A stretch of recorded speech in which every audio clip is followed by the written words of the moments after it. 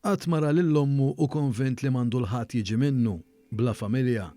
Dan huwa Mario Scott ta' 70 sena, meta kien tarbija ommu Alice li ma jafx u li qatt ma kellima, ma setgħetx trabbih u ħaditu fl-Istitut ta' San Joseph fejn Sielem fejn għex għal kważi 30 sena. Kemm damem dejjem xtaq li ommu jew xi ħadd jiġi minnu imur iżuru, ma dana kollu dan qatt ma seħħ. Ħajtu sa minn xkunitu dejjem għexa waħdu saħansitra beda jduq l-imrar li kultant taf toffri l-ħajja.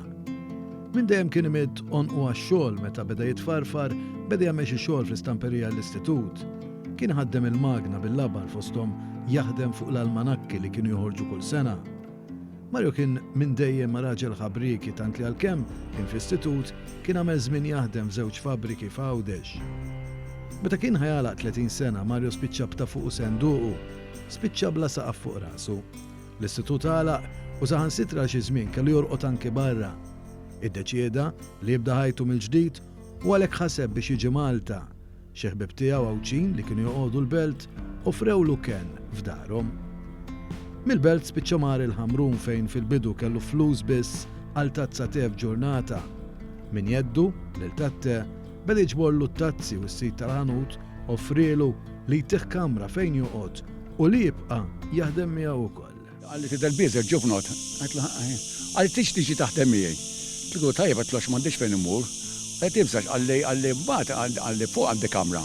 Toqgħod miegħi, toqgħod għandi fuq il-ħanut u toqgħod taħdem miegħi għamil xi sena nofs ta' tazzi u x'naf jien u għamil ta' spiss. Mario Scott kellu xewqa li jsib lill-ommu fit-tixa ma qatt ma rnexxielu jsiba.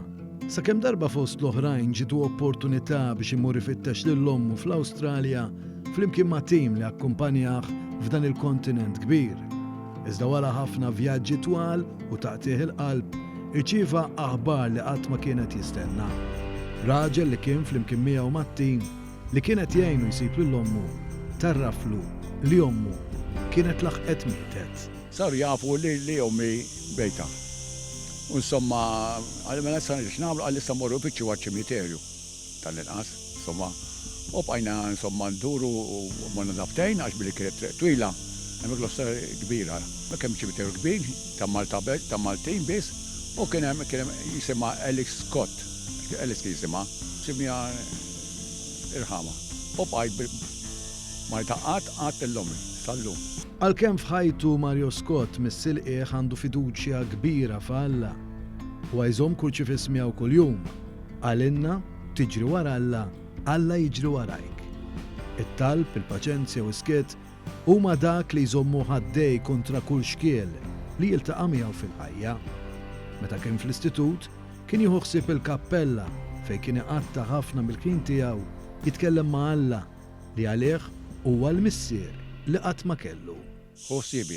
U bqajt għamil żmien ħafna hemmhekk. U bqejt ħossibni sal-lum għadu jħossibni. U bqajt inħobbu, bqajt ngħid dan missieri ta' bilħaq ma jtarraqx fija u jħobbni u jibqa' jħobbni sal-aħħar ta' ħajti. Ta' kuljum Mario Scott jieħu bukkun f'The Soup Kitchen fil-Belt Valletta fejn saħansitra anke jagħmel kull ma hemm bżonn volontarjament għax kif qalinna huwa stess kull qalb trid oħra.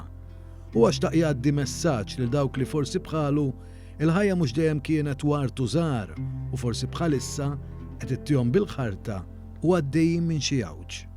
Jien għandhom parir jagħmlu kuraġġ, ma jinsewx il-Alla. Tifhem? Għax mingħajru bniedem aħna ma xejn. U tlibt l-ommi veru, tlibt missieri veru, ngħix waħda veru, imma dejjem ġrejt wara Alla. Minn Alla bniedem u xejn.